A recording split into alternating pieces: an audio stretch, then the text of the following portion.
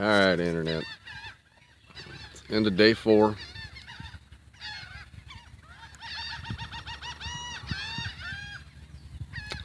Birds are loud. I feel like today was a little bit of a fail.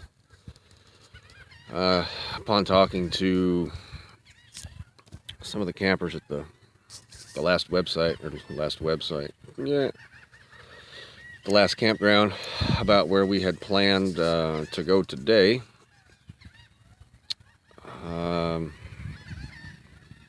said you had to park and hike to the camp trail, and it didn't give a whole lot of information.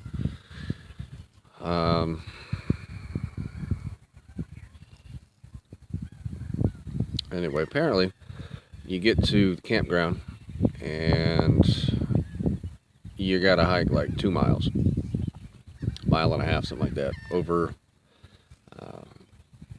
big sand dunes and soft silty sand. I'm trying to turn myself to the point where I can be seen. Anyway, perhaps half of my face is enough. Not that pretty anyway. And that just wasn't an option. That would mean parking somewhere and being, number one, we were going to have to carry an entire carload of stuff out into the woods. They were saying something to the effect that the mosquitoes are crazy and that we're probably going to be the only ones there. And I don't know about you, I just really wasn't looking forward to getting eaten alive by mosquitoes. So, just like with day 2, we were able to call our day 5 campground and bump it up. We're the only people camping here. There's quite a few travel trailers, stuff like that, but we're the only actual tent campers here, which is okay. They've got laundry, they've got decent shower facilities, $25 a night, and minus the birds, it's quiet. I got on my bike and rode up to the corner store, called the General Store. It's about a 3-mile ride one way, and General Store is a broad term in that spectrum. The only thing they had that wasn't canned or packaged was milk and eggs. So there wasn't anything there. I had to ride down the road. I tried out the Dollar General. That didn't work.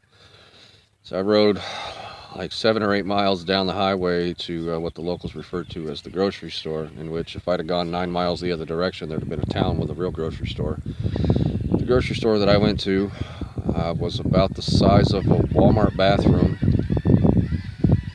Smelled like seafood, and everything was really expensive. But I got a package of hot dogs and some buns, and you know, for double the price of exactly the same thing at the Dollar General. But I figured I was supporting a local business, I'll spend the extra dollars.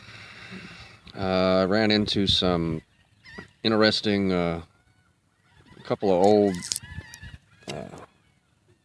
late 70s, well, there was one was a late 70s 4-wheel drive Ford motorhome that had a back porch. Looked like you could just back it right into the water and sit on the porch and go fishing. And there was a older GM product one. You'll see it in the video when it comes out. They were kind of neat. It was at a tow yard. There's a big pirate statue out here. When we get back here, it comes time to grill, and my my one-match light grill is not so one-match light. It wouldn't light at all. So now I got a package of hot dogs and buns and a can of beans. Nothing to do with it, because it won't light. It didn't matter what I did, it won't light. Seemed like today's a big old fail. Tomorrow I get up, Google Maps says it's 20 miles, which means probably 30 to our next campground, because Google Maps hasn't been right so far once. It's gotten me where I need to go, yes, but it hasn't been right mileage-wise, time-wise, anything. You can see behind me, beautiful scenery. We're on the Outer Banks Scenic Byway something. We're in, they call it Beaufort here, but if it were Charleston, it would be Beaufort. Uh, Same spelling, just a different state. Um, but anyway, we get to tomorrow's campsite is in a place called Sea Level.